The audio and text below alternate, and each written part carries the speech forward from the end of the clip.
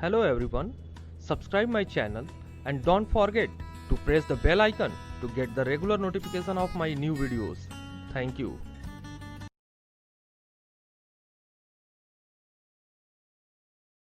Hello, good morning everyone, and today we are going to bring class 8 video. Class 8 के नए video के साथ में मैं आपके बीच में फिर से मौजूद हूँ। काफ़ी लंबा समय हो गया आप लोगों के लिए कोई वीडियोस नहीं आए थे, हम लोग भी बहुत सारे काम में व्यस्त थे। तो आज का जो हमारा थर्ड चैप्टर है आपके साइंस का, उसको मैं लेकर के आया हूँ, सिंथेटिक फाइबर एंड प्लास्टिक। इस चैप्टर के बारे में थोड़ा सा आप लोगों ने इससे मिलता जुलता चैप्टर जो है क्लास 7th में भी पढ़ा होगा, जिसमें हम लोगों ने फाइबर टू फैब्रिक के बारे में बात करी होगी। यहाँ पे हम लोग बात करेंगे सिंथेटिक फाइबर और प्लास्टिक के बारे में। तो सबसे पहले तो वही बात कि भाई फाइबर क्या होते हैं। सबसे पहले फाइबर्स के बारे में जान लेते हैं। फाइबर्स क्या होते हैं? तो these are long flexible strong thread like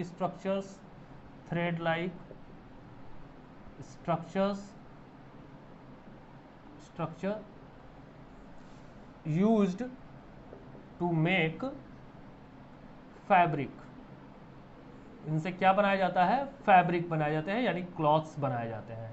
ठीक है, तो क्लॉथ बनाने के लिए या फैब्रिक बनाने के लिए हम अलग अलग तरीके के फाइबर का यूज करते हैं। ये फाइबर्स कैसे होते हैं? लंबे लंबे होते हैं, फ्लेक्सिबल होते हैं, स्ट्रॉन्ग होते हैं, थ्रेड लाइक होते हैं। तो इन फाइबर को एक साथ ही स्पिन किया जाता है, तो उनसे क्या बनते हैं? यार्न बनते हैं, और उस यार्न से क्या बनते हैं? फैब्रिक बनते हैं। तो फाइबर से क्या बनते हैं भाई? फाइबर से बनते हैं यार्न, और यार्न से क्या बनते हैं? फैब्रिक बनते हैं।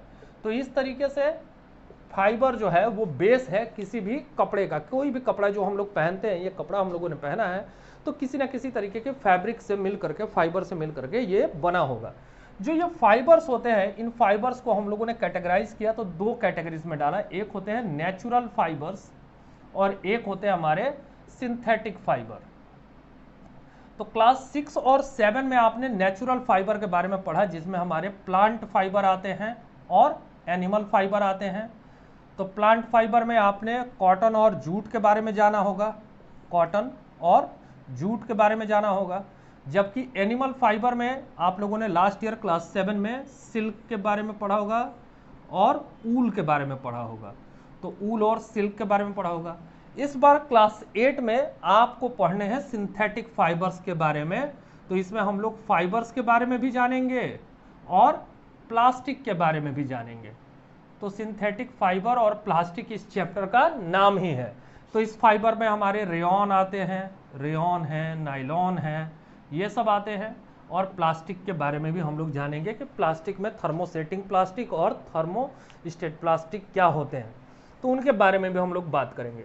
तो चलिए अपने इस टॉपिक को स्टार्ट करते हैं और जानते हैं कि फाइबर टू फैब्रिक चैप्टर में और भी कौन कौन सी चीज़ें जो हैं वो इन्वॉल्व हैं। तो दो तरीके का फैब्रिक के बारे में आपको मैंने बता दिया यहाँ पे। चलिए सबसे पहले इसमें हमारा जो टर्म आता है, कुछ टर्म्स के बारे में यहाँ पे बात करेंगे, और वो टर्म हमारा है पॉलीमर। क्या है? ये टर्म है हमारा पॉलीमर। पॉलीमर, तो पॉलीमर जो टर्म है, उस पॉलीमर टर्म में दो वर्ड्स छुपे हुए हैं। एक वर्ड है पॉली, पॉली का मतलब होता है मैनी, ये लैटिन वर्ड्स हैं। और मर, मर का मतलब होता है रिपीटिंग यूनिट्स, रिपीटिंग यूनिट्स,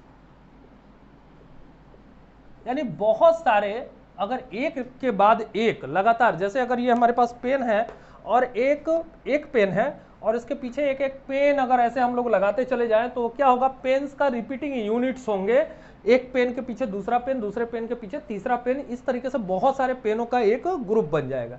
या कोई माला अगर आप देखते हो, कोई गेंदे के फूल की माला है, तो उसमें गेंदे के फूल जो है एक के बाद एक लगाए जाते हैं और वो क्या होता है? एक माला बन करके तैयार हो जाती है। तो ये जो पॉलीमर्स हैं, इनका भी एक यूनिट है। इनके अंदर में बहुत सारे छोटे छोटे यूनिट्स जो हैं किसी भी केमिकल सब्सटेंस के मिले होते हैं, और जब एक साथ वो मिल जाते हैं यूनिट्स, तो वो क्या बना देते हैं? पॉलीमर बना देते हैं। तो इस पॉलीमर को समझने से पहले हम लोग बात करेंगे मोनोमर के बारे में। किसके बारे में बात करेंगे? मोनोमर के बारे में। यहां पर भी वो मोनो का मतलब होता है एक, और मर मतलब रिपीटिंग यूनिट्स, यानी एक एक जो यूनिट है किसी भी सब्सटेंस का अगर वो आपस में जुड़ते चले जाएं तो वो क्या बना देंगे, पॉलीमर बना देंगे। तो यहाँ पे मोनोमर क्या होता है, these are the basic unit of any chemical substance. किसी केमिकल सब्सटेंस का जो सबसे छोटा यूनिट होता है, it is a small unit of a chemical substance. किसी भी केमिकल सब्सटेंस का जो सबसे छोटा यूनिट होता है उसे हम लोग कहते हैं मोनोमर। जैसे ग्लूकोज, ग्लूकोज के यूनिट्स अगर मिलते चले जाएं, बहुत सारे ग्लूकोज मिल जाए तो ये क्या बना देते हैं, सेल्यूलोज बना देते हैं, सेल्यूलोज। ठीक है, सेल्यूलोज क्या है, कार्बोहाइड्रेट है, ग्लूकोज भी क्या है, कार्बोहाइड्रेट है, लेकिन ये सिंपल कार्बोहाइड्रेट है और ये कॉम्प्लेक्स कार्बोहाइड्रेट है। आप लोगों ने न्यूट्रिशन में इसके बारे में थोड़ी बहुत जानकारी ली होगी। इसी तरीके से अमीनो एसिड्स जो होते हैं, अमीनो एसिड प्रोटीन का यूनिट है, रिपीटिंग यूनिट। बहुत सारे अमीनो एसिड मिलते हैं तो क्या बनता है, प्रोटीन बनता है। ठीक है ना। इसी तरीके से एमीड, एमीड, एमीड ये भी केमिकल यूनिट्स हैं। बहुत सारे एमिड्स अगर मिलेंगे तो ये क्या बनाएंगे, पॉलीएमाइड बनाएंगे, पॉलीएमाइड, पॉलीएमाइड या पॉलीएमिड बनाएंगे। और पॉलीएमाइड क्या होते हैं, नाइलोन होते हैं।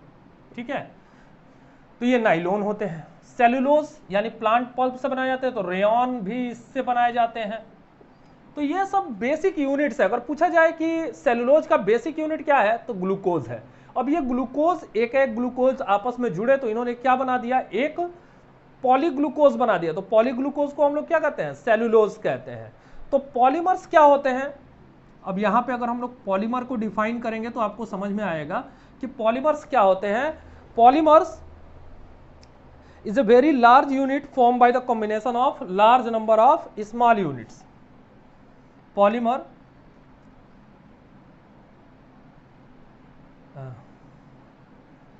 polymer is a combination of large number of monomeric units joined end to end। जैसे कोई मोतियों की माला है, एक मोती दूसरे मोती के साथ में इस तरीके से जुड़ते चले गए और इन्होंने क्या बना लिया, एक नेकलेस बना लिया, एक मोतियों की माला बना ली।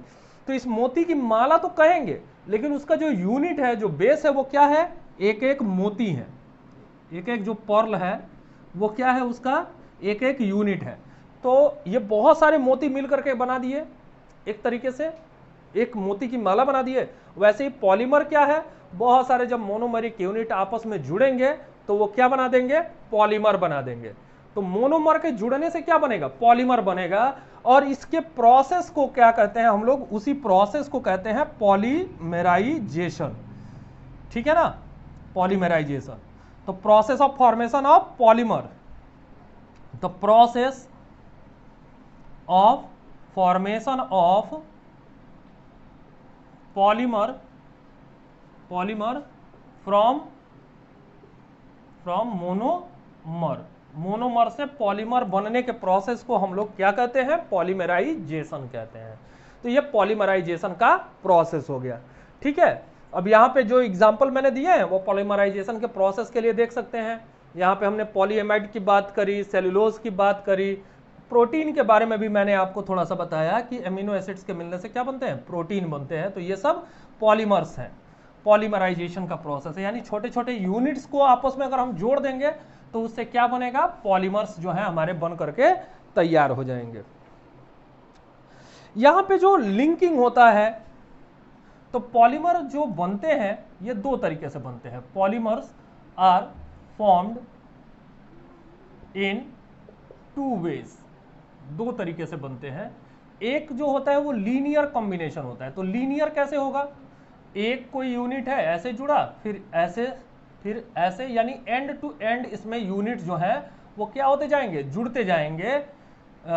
Units joint end to end, यहां पे यूनिट जो है क्या होंगे, आपस में एक के बाद एक दूसरा यूनिट जो है वो जुड़ता चला जाएगा। दूसरा जो होता है वो क्रॉस लिंक्ड होता है। कैसा होता है? Cross linked. क्रॉस लिंक्ड में क्या होगा भाई? एक यूनिट, ये दूसरा यूनिट, ये तीसरा यूनिट, ये चौथा यूनिट, फिर ये नीचे की तरफ भी दूसरे से जुड़े होंगे, ये भी जुड़े होंगे दूसरे यूनिट से।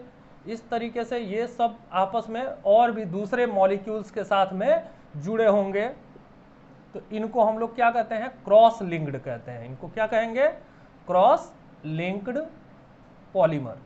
तो ये क्रॉस लिंक्ड पॉलीमर है। ठीक है, तो इस तरीके से लीनियर यानी सिंपल स्ट्रक्चर है और क्रॉस लिंक्ड है। तो क्रॉस लिंक्ड है तो बहुत सारे मोनोमेरिक यूनिट्स जो है आपस में इस तरीके से जुड़े हुए हैं। तो ये इनके जुड़ने का तरीका हो गया। चलिए बात करते हैं हम लोग सिंथेटिक फाइबर में। जो सबसे पहले हम लोग बात करेंगे उसके बारे में बात करेंगे रेयॉन के बारे में। रेयॉन को सिंपली हम लोग क्या कहते हैं? इसको कहते हैं आर्टिफिशियल सिल्क। इसको क्या कहते हैं? आर्टिफिशियल सिल्क कहते हैं। ये आर्टिफिशियल सिल्क की तरह काम करता है। तो सबसे कॉमन नेम आपको दिमाग में आ गया कि रेयॉन का मतलब क्या है? आर्टिफिशियल सिल्क, क्योंकि इसका जो टेक्सचर होता है, जो देखने में इसकी लुकिंग होती है, वो बिल्कुल सिल्क थ्रेड की तरह ही होती है, इसलिए इसको आर्टिफिशियल सिल्क भी कहते हैं। ये एक ऐसा सिंथेटिक फाइबर है जिसको हम लोग कंप्लीट सिंथेटिक फाइबर नहीं कहते हैं, इसको हम लोग सेमी सिंथेटिक फाइबर कहते हैं। क्या कहते हैं इसको? सेमी सिंथेटिक फाइबर कहते हैं। सिंथेटिक फाइबर से आप क्या समझते हैं? यानी जो केमिकल सब्सटेंसेस से मिल करके अगर फाइबर तैयार किए जाते हैं तो उनको हम लोग सिंथेटिक फाइबर कहते हैं। तो यहां पे सेमी का मतलब क्या हुआ? यानी ये आधा सिंथेटिक है और आधा नॉन सिंथेटिक है, यानी आधा नेचुरल है। क्यों है? Because it is compose of the wood pulp. ये वुड पल्प यानी पेड़ के पल्प से और केमिकल से, दोनों से मिलकर के बनाया जाता है। तो केमिकल भी इन्वॉल्व है और वुड पल्प जो कि एक नेचुरल सब्सटेंस है, तो नेचुरल भी है और केमिकल दोनों मिल करके बने हैं, इसीलिए इसको हमने क्या कहा? सेमी सिंथेटिक फाइबर के नाम से इसको हमने डिनोट किया। इसमें क्या होता है कि वुड पल्प को, सबसे पहले जो वुड पल्प है, वुड पल्प को हम लोग एक एल्केलाइन सोल्यूशन में डिसॉल्व करते हैं। एल्केलाइन सोल्यूशन में इसको मिलाते हैं and then pass through narrow thin pipes. ठीक है, तो इससे ये क्या बनता है? फाइबर्स में कन्वर्ट हो जाता है। It is converted into fibres. ठीक है, तो ये वुड पल्प को हम लोग एक एल्कलाइन सॉल्यूशन में घोल देते हैं और उसको घोलने के बाद में पतले पतले पाइप्स वाले, जिसमें बड़े पतले छेद होते हैं, उसके थ्रू इसको पास कराते हैं। उसके बाद जब ये फाइबर्स बनते हैं तो इन फाइबर्स के अंदर में सल्फ्यूरिक एसिड ऐड कर दिया जाता है। कौन सी एसिड ऐड कर दी जाती है? सल्फ्यूरिक एसिड ऐड कर दिया जाता है, जिसकी वजह से ये क्या कर देता है? Fibres become hard. फाइबर जो है वो कैसे हो जाते हैं? हार्ड हो जाते हैं। फाइबर जो है बिल्कुल भी हार्ड हो जाते हैं। तो हार्ड हो जाएंगे, फिर उनको ले करके क्या किया जाएगा? यार्न के रूप में स्पिन कर दिया जाएगा और फैब्रिक जो है उनसे तैयार किए जाएंगे। तो यहाँ पे आपने देखा कि वुड पल्प पे केमिकल सब्सटेंसेस मिला करके फाइबर तैयार कर लिए गए और उन फाइबर से फैब्रिक्स या अलग अलग तरीके के जो कपड़े हैं वो तैयार किए जाएंगे। ठीक है, तो ये हमारा जो प्रोसेस हुआ ये रेयॉन के फॉर्मेशन का हुआ कि किस तरीके से रेयॉन जो है बनते हैं। रेयॉन को क्या कहते हैं हम लोगों ने पहले ही बता दिया कि इसको आर्टिफिशियल सिल्क के नाम से जानते हैं और ये सस्ता भी होता है सिल्क से, तो वो अलग अलग तरीके के काम में आते हैं। इसके यूजेस के बारे में बात करें, यूजेस क्या है? तो यूजेस क्या है भाई? तो आर्टिफिशियल सिल्क की तरह दिखता है, आर्टिफिशियल सिल्क है, देन यूज्ड in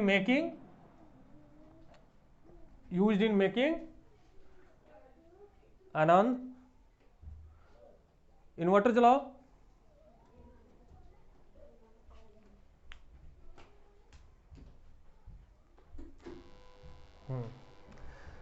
लाइट चली गई थी थोड़ी देर के लिए। आर्टिफिशियल सिल्क है तो इसको हम लोग क्या करते हैं? Use in making fabrics. तो अलग अलग तरीके की जो सिल्क की तरह दिखने वाली फैब्रिक है उसको बनाने के लिए, कपड़े बनाने के लिए हम लोग इसका यूज करते हैं। ठीक है, तो इसको आर्टिफिशियल सिल्क की तरह हम लोग इसको यूज करते हैं।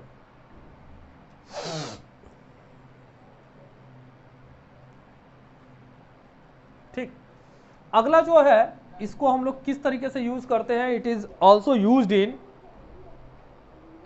मेकिंग बेडशीट, ड्रेसेस,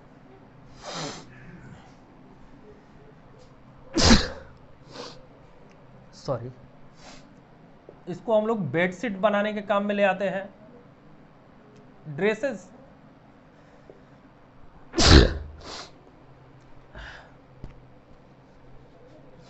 सॉरी सर्दी हो गया है, लग रहा है बहुत छींक आ रही है, मौसम में चेंजेस की वजह से ऐसा हो रहा है। बेडशीट है, ड्रेसेस हैं, इसके अलावा कैप्स बनाने के काम में आता है। इसको और किस काम में ले आते हैं, it is also used in making the tyre cord, जो टायर के कॉर्ड होते हैं, टायर कॉर्ड, टायर के जो कॉर्ड होते हैं, जो हमारे साइकिल के टायर हैं, बस के टायर हैं, ट्रक के टायर हैं, तो उसमें पतले पतले कॉर्ड जो है लगाए जाते हैं। तो सिल्क जो होता है काफ़ी टेंसाइल स्ट्रेंथ होती है, काफ़ी मजबूत होता है, तो उन टायर के थ्रेड्स को बनाने के काम में इसको ले आया जाता है, तो टायर के कॉर्ड बनाने के काम में आते हैं। इसके अलावा ये बैंडेज बनाने के काम में आते हैं, बैंडेज जो हम लोग करते हैं पट्टी वगैरह, जो कटिंग वगैरह पे, तो सर्जिकल ड्रेसिंग में इसका हम लोग यूज करते हैं, bandage and used in surgical dressing. तो कोई भी कटा पिटा पार्ट हो या ऑपरेटेड पार्ट हो, तो उस जगह पे बैंडेज करने के लिए जो सिल्क के फाइबर होते हैं, जो रेयॉन के फाइबर्स होते हैं, उन्हीं का यूज किया जाता है। तो ये रेयॉन के बारे में हम लोगों ने यहाँ पे जाना, इसको नोट कर लीजिएगा आप लोग कि यूजेस क्या है और किस तरीके से ये बनता है। चलिए नेक्स्ट जो है हमारा वो है नायलॉन। तो नायलॉन कैसे बनता है, तो नायलॉन के बारे में बात करें तो नायलॉन में अभी हम लोगों ने देखा था कि ये एमाइड, जो एमाइड के मॉलिक्यूल्स होते हैं, तो ये एमाइड के मॉलिक्यूल्स जब मिलते जाएंगे तो बहुत सारे एमाइड के मॉलिक्यूल मिल करके क्या बनाएंगे, पॉलीएमाइड बनाएंगे, और ये पॉलीएमाइड को ही हम लोग क्या कहते हैं, नायलॉन कहते हैं। तो नायलॉन के बारे में है कि नायलॉन क्या है भाई, it is the first synthetic fibre, ये पहला सिंथेटिक फाइबर है, ठीक है ना। तो ये पहला फुल्ली सिंथेटिक फाइबर है, क्योंकि रेयॉन के बारे में तो हम लोगों ने बात करी कि आधा नेचुरल मटेरियल से बना है, आधा केमिकल सब्सटेंसेस से मिलकर के बना है। तो नायलॉन जो है वो पहला है। अब नायलॉन के बारे में कुछ खास बातें, जैसे नायलॉन, तो NYLON, ये जो दो वर्ड्स हैं ये आते हैं न्यूयॉर्क से। कहां से आते हैं, न्यूयॉर्क। और LON, ये जो तीन वर्ड हैं इसका मतलब है लंदन। तो ये पहले ऐसे दो शहर हैं, इसमें NY जो है न्यूयॉर्क को दर्शाता है और LON जो है वो लंदन को दर्शाता है। तो ये न्यूयॉर्क और लंदन ऐसे दो पहले शहर हैं जहां पे इसका डेवलपमेंट हुआ और मार्केटिंग हुई। फर्स्ट डेवलप्ड एंड मार्केटेड, जहां पे इनको बनाया गया और उनकी मार्केटिंग हुई। तो सबसे पहले ये वो शहर है जहां पे नायलॉन का मैन्युफैक्चरिंग हुआ, बने, और वहां पे मार्केटिंग इनकी हुई। नायलॉन कैसे होते हैं, नायलॉन के अगर बारे में बात करें तो नायलॉन कैसा होता है, काफ़ी स्ट्रॉन्ग होता है। It is strong, flexible, lustrous यानी चमक होती है इसके अंदर में, हाईली इलास्टिक होता है, यानी इसके अंदर में खिंचाव बहुत ज़्यादा होता है, ये स्ट्रेच कर जाता है। जितने स्पोर्ट्स वियर बनते हैं वो सब किसके बनते हैं, नायलॉन के बनते हैं। जो आपके सॉक्स बनते हैं, जो हम लोग सॉक्स पहनते हैं, देखते हैं ना कितना स्ट्रेचेबिलिटी होता है उसके अंदर में, तो वो किसके बने होते हैं, नायलॉन के बने होते हैं। इसके अलावा ये लाइट वेट होते हैं, इजी टू वॉश होते हैं,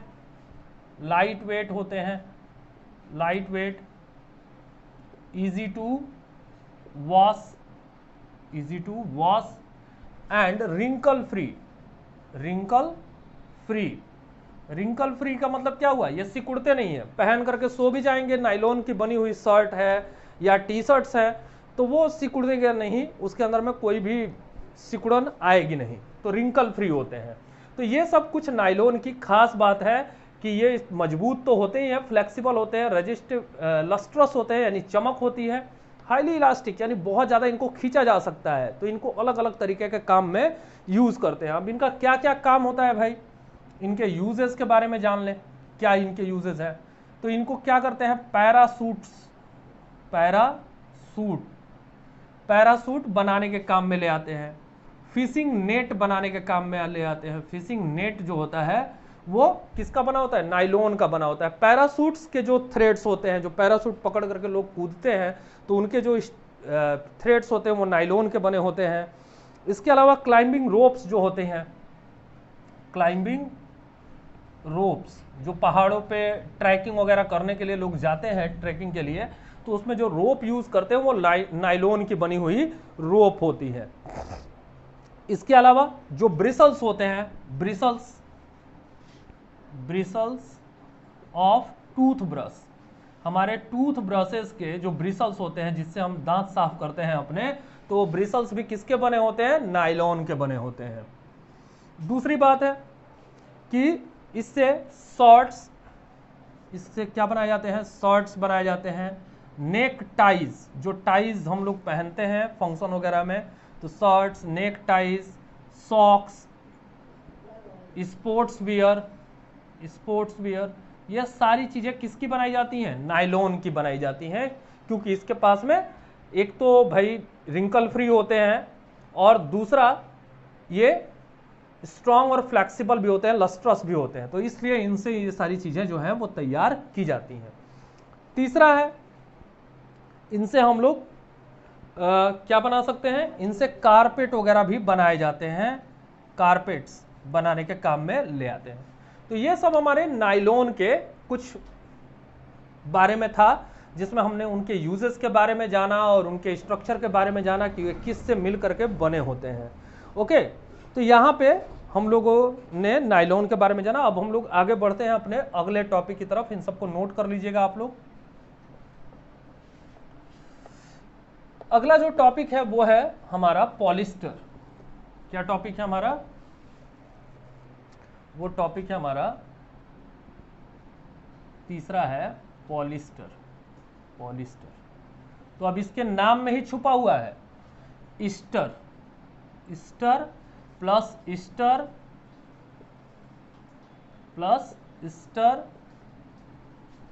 and so on, many esters together to form polyesters. ठीक है, ये क्या बना दिए, पॉलिस्टर बना दिए। तो बहुत सारे ईस्टर्स क्या है, मोनोमर्स हैं, और बहुत सारे ईस्टर जब जुड़े तो उन्होंने क्या बना दिया, पॉलिस्टर बना दिया। जो पॉलीमेरिक यूनिट बना वो क्या बना, वो पॉलिस्टर बना। तो ईस्टर से मिल करके क्या बने, पॉलिस्टर बने।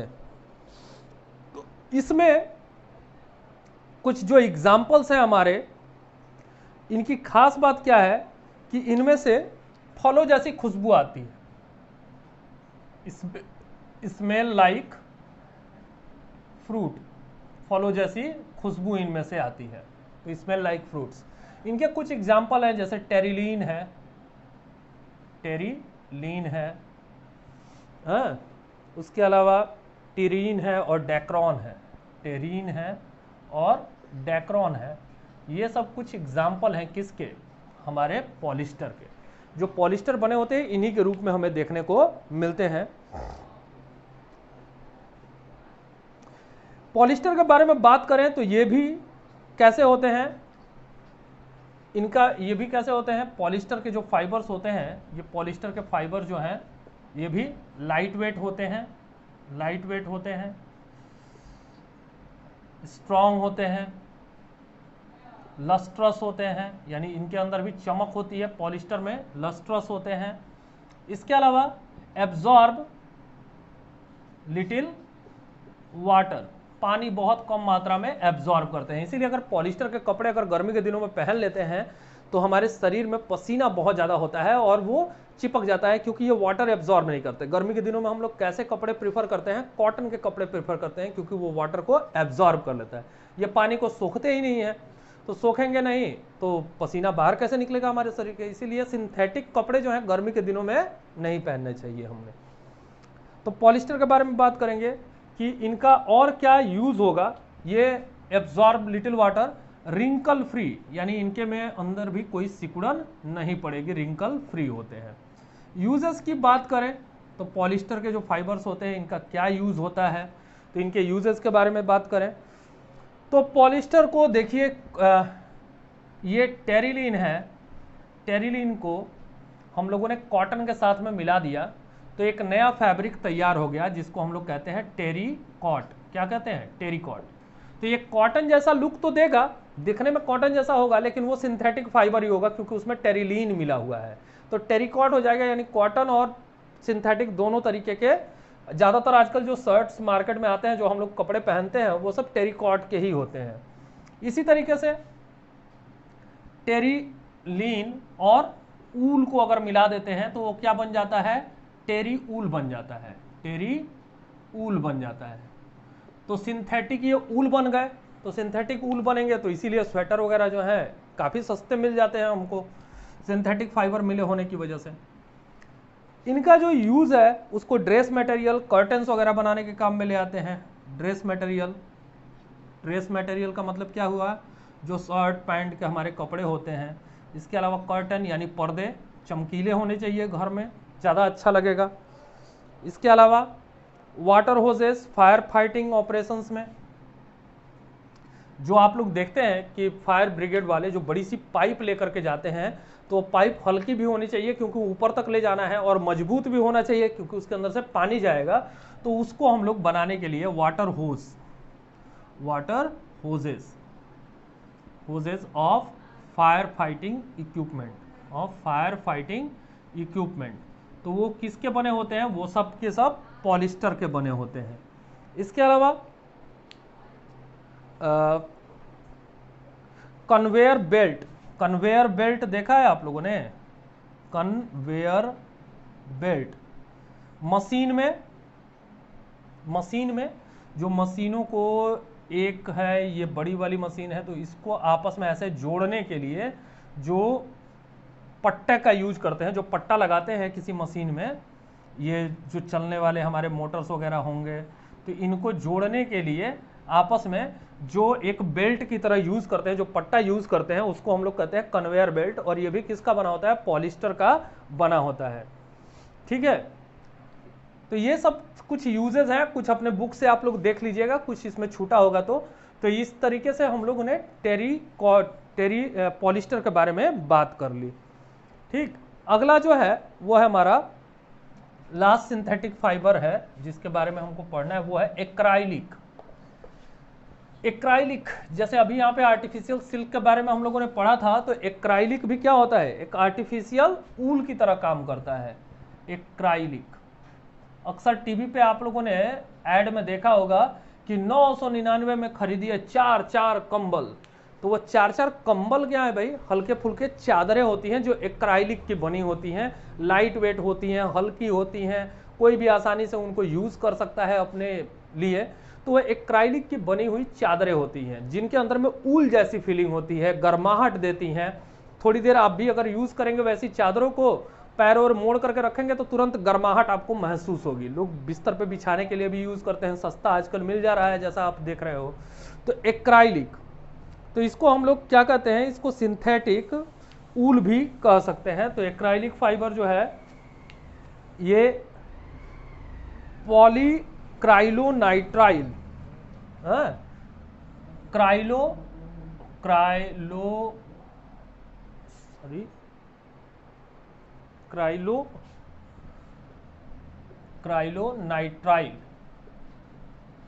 नाइट्राइल के बहुत सारे यूनिट्स आपस में मिलेंगे तो क्या बनेगा? पॉलीक्राइलोनाइट्राइल बनेगा। तो पॉलीक्राइलोनाइट्राइल जब बनेगा तो इसी को हम लोग क्या कहते हैं? एक्राइलिक कहते हैं। एक्राइलिक, एक्राइलिक को अभी मैंने बताया, इसको सिंथेटिक ऊल भी कह सकते हैं। जैसे सिंथेटिक सिल्क का, तो ये सिंथेटिक ऊल की तरह काम करता है, बिल्कुल ऊल के जैसे ही इसके बिहेवियर्स होते हैं।